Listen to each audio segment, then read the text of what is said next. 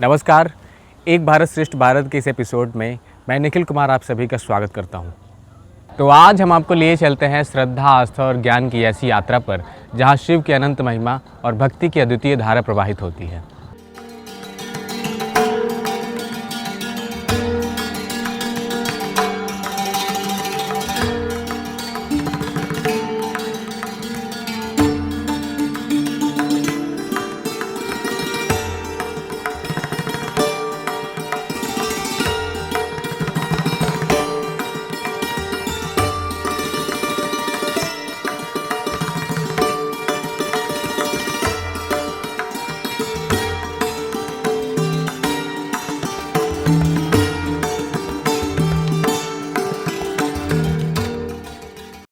चंपारण छत्तीसगढ़ राज्य के रायपुर जिले में स्थित है।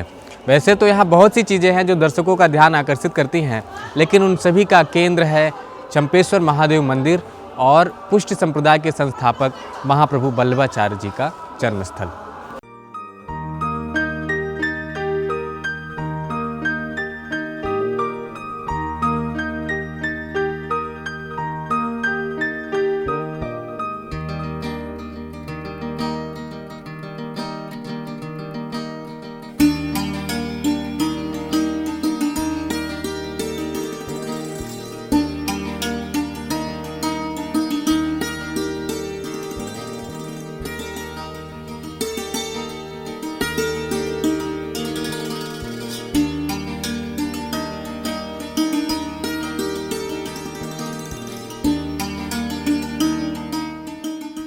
यहाँ स्थित राम जानकी मंदिर श्रद्धालुओं का मन मोह लेता है। महिलाएं अपने इष्ट की पूजा अर्चना करती है।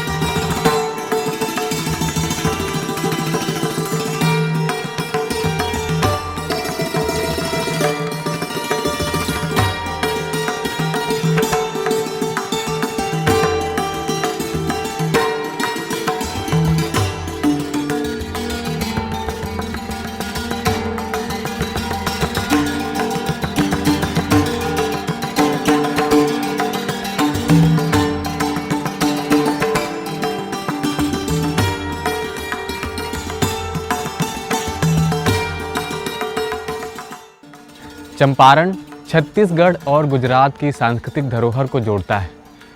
चंपारण महाप्रभु वल्लभाचार्य जी की जन्मस्थली और 84 प्रमुख बैठकों में से 2 प्रमुख बैठकों का केंद्र है। 15वीं शताब्दी के महान दार्शनिक श्री महाप्रभु वल्लभाचार्य की जन्मस्थली भी चंपारण्य है। दक्षिण भारत में कृष्णा नदी के तट पर स्तंभाद्रि के निकट स्थित अग्रहार में अगस्त मुनि के वंशज कुंभकार हुए। कालांतर में वे काकखंड में आकर बस गए और परिवार सहित तीर्थ यात्रा पर निकलकर काशी पहुंचे। काशी पर मलेच्छों के आक्रमण के कारण वे सब वापस अपने मूल स्थान की ओर चल पड़े। मार्ग में राजीव नगरी के निकट चंपाझर नामक ग्राम में श्री चंपेश्वर महादेव के दर्शनार्थ यहाँ पधारे। यही महाप्रभु वल्लभाचार्य जी की माता वल्लभा गारू ने संवत 1535 की वैशाख कृष्ण पक्ष एकादशी रविवार की रात्रि एक बालक को जन्म दिया, जो बाद में विश्व में नई दिशा दिखाने वाला था। किंतु जन्मोपरांत नवजात महाप्रभु वल्लभा की कोई भी प्रतिक्रिया न होने के कारण उन्हें मृत समझकर शमी के पेड़ की कोटर में छोड़कर आगे निकल पड़े। कुछ दूर पहुंचने पर वे लोग रात्रि में रुके। तभी रात्रि में भविष्यवाणी हुई कि जिस बच्चे को छोड़कर आए हो वह जीवित है और आगे चलकर वल्लभाचार्य के नाम से विख्यात होगा। भविष्यवाणी के दूसरे दिन ही वापस आकर बालक की तलाश की तो देखा कि स्वयं अग्निदेव बालक की रक्षा कर रहे हैं। बालक चारों ओर आग की लपटों से घिरा था, किंतु लपटों का बालक पर कोई भी प्रभाव नहीं दिख रहा था। इस बालक को 4 नाम दिए गए। देव नाम कृष्ण प्रसाद, मास नाम जनार्दन, नक्षत्र नाम श्रविष्ठ, सिद्ध नाम वल्लभ। बाल्यकाल में कुशाग्र बुद्धि होने के कारण वे बाल सरस्वती भी कहलाए। छत्तीसगढ़ में पहली बार आई हूँ यहाँ पर और मुझे यहाँ बहुत अच्छा लगा।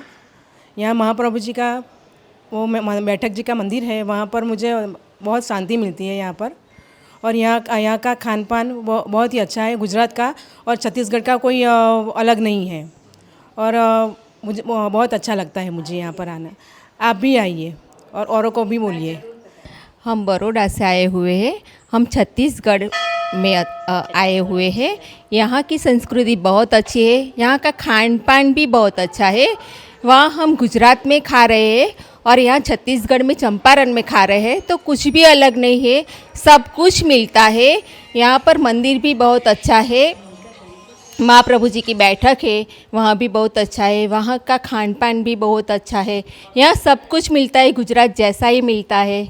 हमें बहुत अच्छा लगता है, हमें कोई फेर नहीं लगता कि हम गुजरात में हैं या छत्तीसगढ़ में हैं। श्री महाप्रभु वल्लभाचार्य, श्री रामानंद जी, कबीर, गुरु नानक देव, श्री रामदास, संत तुकाराम, मीरा, श्री चैतन्य महाप्रभु के समकालीन रहे। श्री कृष्ण के अनन्य भक्त श्री महाप्रभु वल्लभाचार्य ने संपूर्ण भारत की 3 बार पैदल यात्रा भी की तथा परिक्रमा के दौरान भागवत सप्ताह का पठन किया। भागवत पठन के स्थानों पर महाप्रभु श्री की बैठकें हैं। पूरे भारतवर्ष में इस तरह के 84 बैठकें हैं। चंपारण में उनकी 2 बैठकें हैं। पहली बैठक शमी वृक्ष के नीचे उनकी जन्म स्थली पर तथा दूसरी छठी पूजन के स्थान पर स्थित है। वल्लभाचार्य के भक्त यहाँ पर स्थित महानदी को यमुना का रूप मानते हैं। श्री महाप्रभु वल्लभाचार्य जी ने पुष्टि मार्ग की स्थापना की थी और इसी कारण यह स्थान वैष्णव संप्रदाय के पुष्टि मार्गी अनुयायियों का प्रमुख तीर्थ स्थल माना जाता है। महाप्रभु श्री वल्लभाचार्य के अनुयायी वैसे तो पूरे देश भर में फैले हुए हैं, परंतु ज्यादातर लोग गुजरात एवं महाराष्ट्र में हैं। विदेशों में जाकर बसे हुए लोग भी जो पुष्टि संप्रदाय से ताल्लुक रखा करते हैं, उनका भी चंपारण से नियमित संपर्क बना रहता है।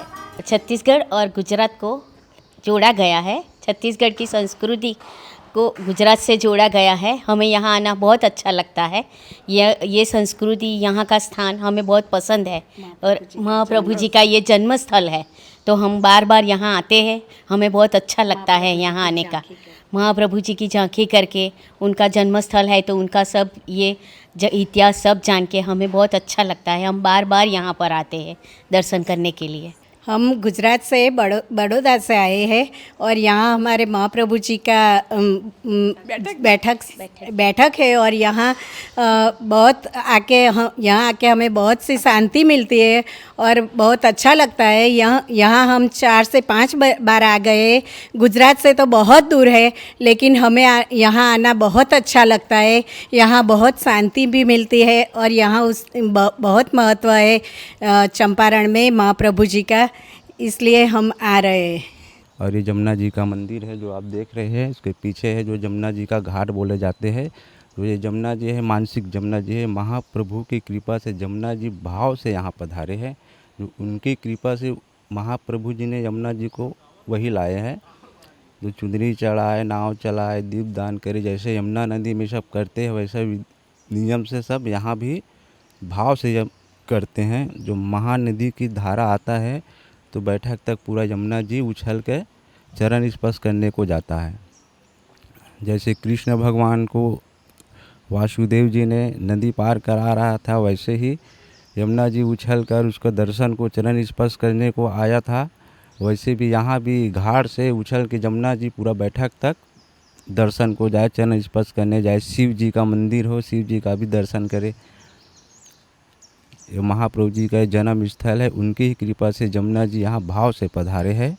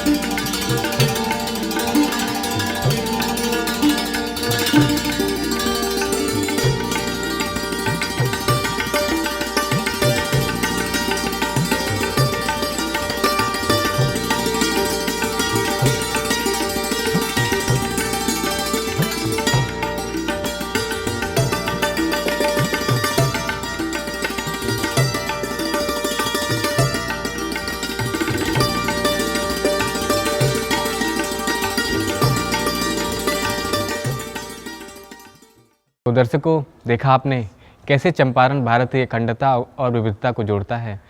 तो मैं मिलूंगा आपसे एक ऐसे ही अगले सफ़र में। तब तक मुझे दीजिए इजाज़त। देखते रहिए दूरदर्शन छत्तीसगढ़। नमस्कार।